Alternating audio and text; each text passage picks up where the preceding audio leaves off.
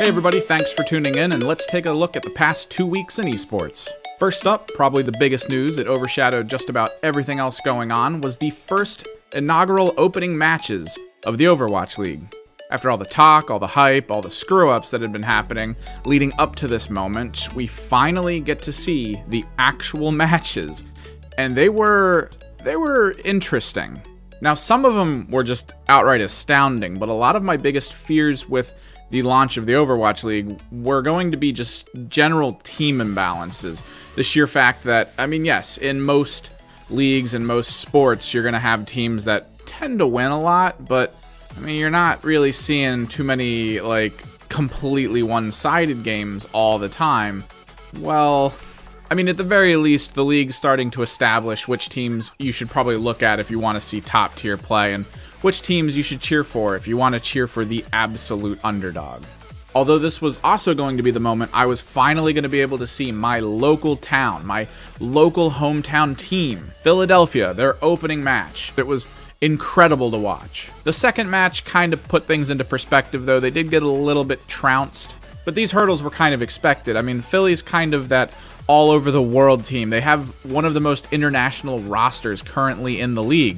10 different countries. The language barrier has to be astounding. But for the rest of the teams, it feels interesting. This league's sort of already establishing its own, I guess, narrative. The teams are all bringing their own styles to the game. They're bringing their own effective nature and behavior. But if you're looking for, so far, the best gameplay out of the season, you have no further to look than two West Coast teams. It's going to be the LA Gladiators and the Seoul Dynasty. These teams are shockingly good. So far, every time a replay goes up, or even during gameplay, you'll hear almost the entire audience in the Blizzard Arena just gasping with how ridiculous some of these plays are. The quality of skill across the entirety of those teams is top-notch. I mean, most everyone in this league are considered professional level, but there's just something about Seoul and the LA Gladiators.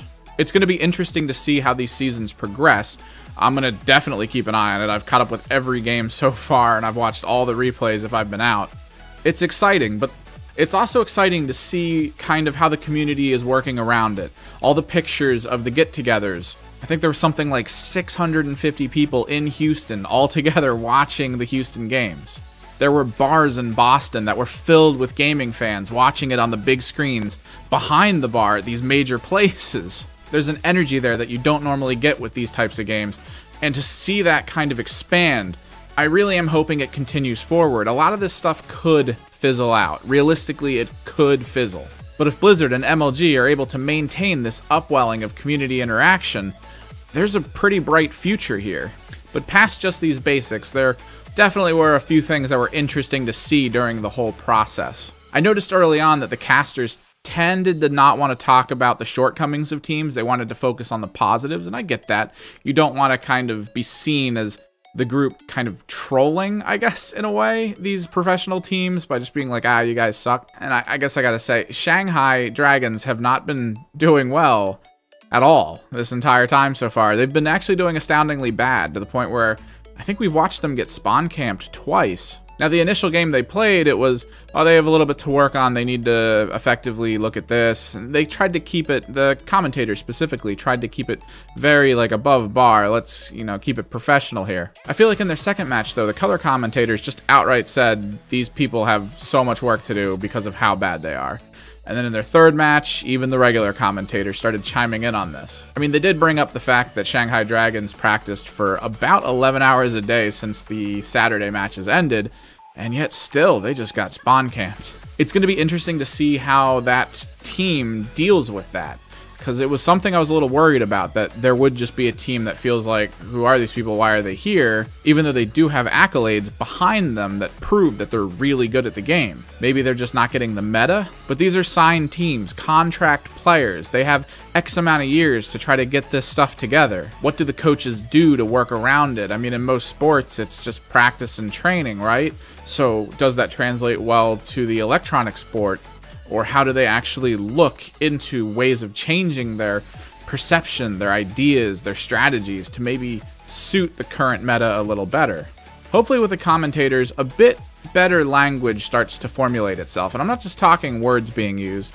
I'm talking more about just whole statements, sort of how sports have their own special terms that most of us can pull from. Like, I don't feel that Overwatch has a predefined concept like a quarterback sneak or something along those lines. They have to kind of describe it in their own way, and it changes a lot. Could make it a little confusing for people who don't fully know this.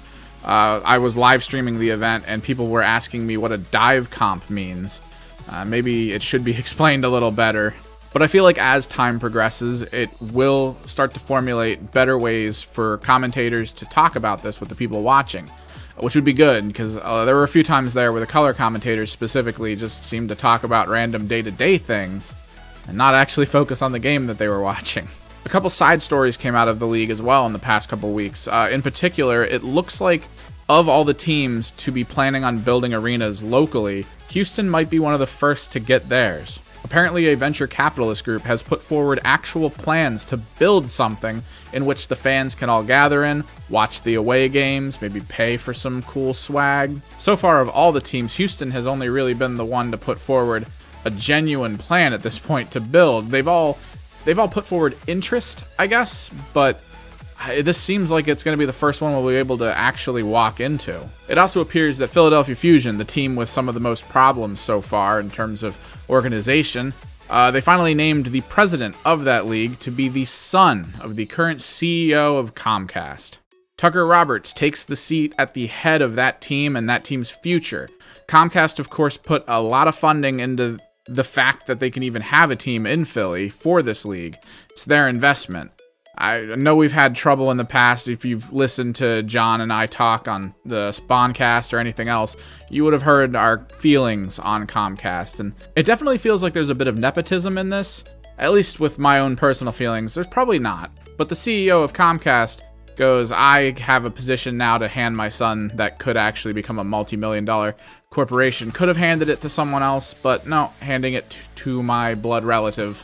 It just feels a little off, but it probably isn't. I mean, Tucker Roberts has a history with Activision and EA. He's actually done some stuff in terms of building this team in the first place, signing deals, managing the actual scheduling. So maybe it just so happened that he was the actual right pick for this situation. We'll have to see as time moves forward with their team. Now, stories of Overwatch League basically dominated any news feeds that I had going for a while, but there were two stories that kind of caught my eye. First up, and I've talked about this a few times about how I feel the Smash community is kind of this wavering thing that's kind of falling apart, kind of keeping itself together. Well, in a recent post, Gonzalo Barrios, also known as Zero, has kind of announced his retirement.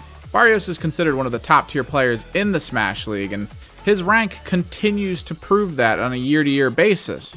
And because Barrios keeps ending up on top, he's decided that his life goal of being the best, well, it's done.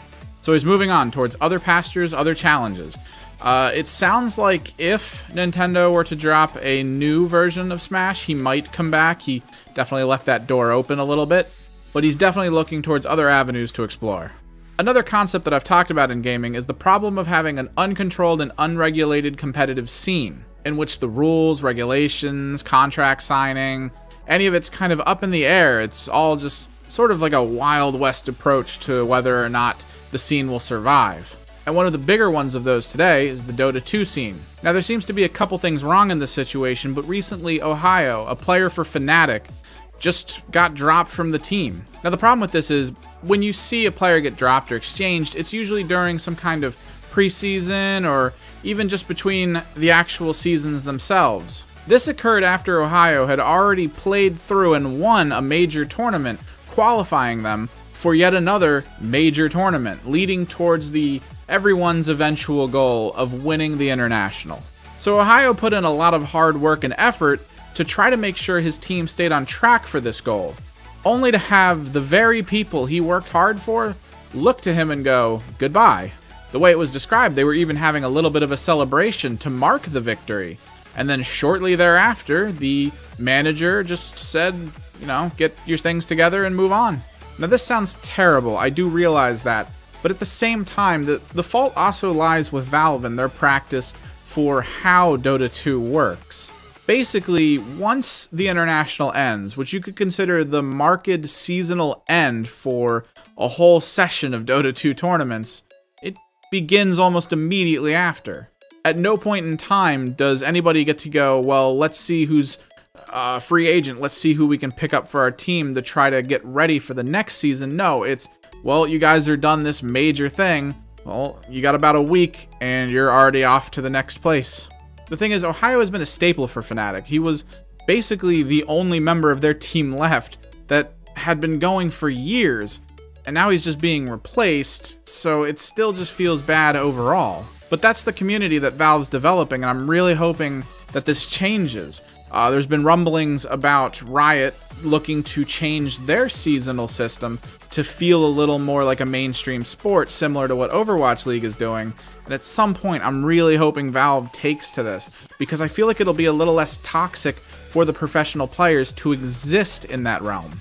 So these past 2 weeks, we had an astounding opening to a brand new esports league. We had a shocking retirement and a disturbing firing of a player. Of course, there was a lot more going on, but these were the 3 stories that really struck me as important. If you enjoyed what you saw here, don't forget to hit that like button. If you haven't already, you can always toss us a subscribe. That's pretty helpful for us. Thanks for watching, and I'll see you next time.